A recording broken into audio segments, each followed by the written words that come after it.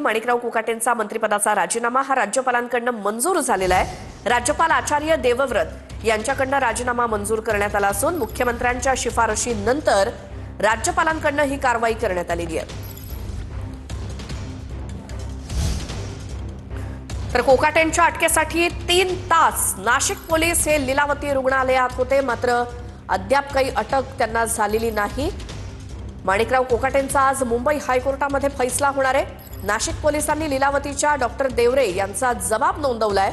पुढे काय उपचार करणं अपेक्षित आहे याबाबतची माहिती डॉक्टरांनी पोलिसांना दिली। कोकाटेंना अटक करण्यासाठी नाशिक पोलिसांचं पथक रात्री 1:30 वाजेपर्यंत लीलावती रुग्णालयामध्ये होतं। पोलिसांनी यावेळेला लीलावतीमधील डॉक्टर कुलदीप देवरेंचा जबाब नोंदवला। कोकाटेंवर होत असलेल्या उपचाराची माहिती पोलिसांनी घेतली। जवळपास 3 तास नाशिक पोलिसांचं पथक लीलावतीमध्ये होतं। या 3 तासात काय काय घडलं जाणून घेऊया। कोकाटेंच्या अटकेसाठी नाशिक पोलिसांचं पथक मुंबईत आलं। रात्री 10:35 नाशिक पोलीस लीलावतीमध्ये पोहोचले। पोलिसांच्या हातामध्ये कोकाटेंचं अटक वॉरंट होतं। पोलीस अधिकाऱ्यांनी यावेळेला डॉक्टरांशी चर्चा केली।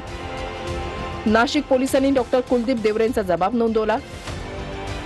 डॉक्टर कुलदीप देवरे हे लीलावतीमधील रात्रपाळीचे इंचार्ज। पोलिसांनी कोकाटेंवर आतापर्यंत केलेल्या उपचाराची माहिती घेतली।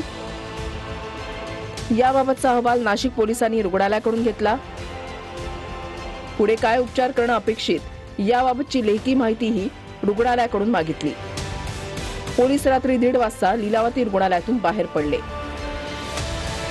नाशिकहून आलेल्या पोलिसांच्या पथकात महिला पोलीस नसल्यानं त्यांनी वांद्रे पोलिसांची मदत घेतली। लीलावती रुग्णालयात माणिकराव कोकाटेंवर एंजिओग्राफी होणार आहे। एंजिओग्राफीचा रिपोर्ट आल्यानंतर अटकेसंदर्भात पोलीस निर्णय घेतील। दरम्यान माणिकराव कोकाटे प्रकरणी आज हायकोर्टात सुनावणी होणार आहे।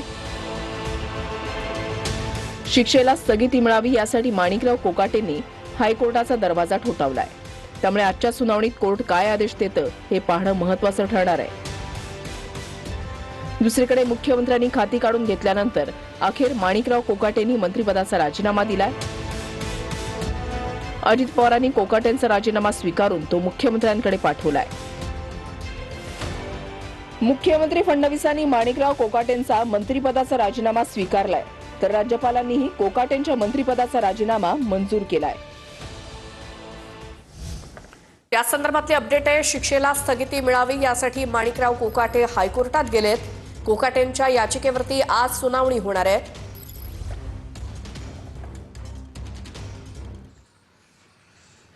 माणिकराव कोकाटे यांच्याकडून आज उच्च न्यायालयामध्ये नाशिकच्या जिल्हा न्यायालयानं त्यांना जी शिक्षा सुनावली आहे त्याला स्थगिती मिळावी यासाठी याचिका दाखल करण्यात आलेली आहे। त्याची सुनावणी आज मुंबई उच्च न्यायालयात होणार आहे। मात्र या सुनावणीला कोकाटेंच्या विरोधात ज्यांनी याचिका दाखल केली ते ॲडव्होकेट आशुतोष हे देखील उपस्थित राहणार आहेत। सर, राठोड साहेब आपल्यासोबत आहेत। सर, आज आपण मुंबईच्या न्यायालयाच्या सुनावणीला उपस्थित राहणार आहेत, काय कारण त्याचं?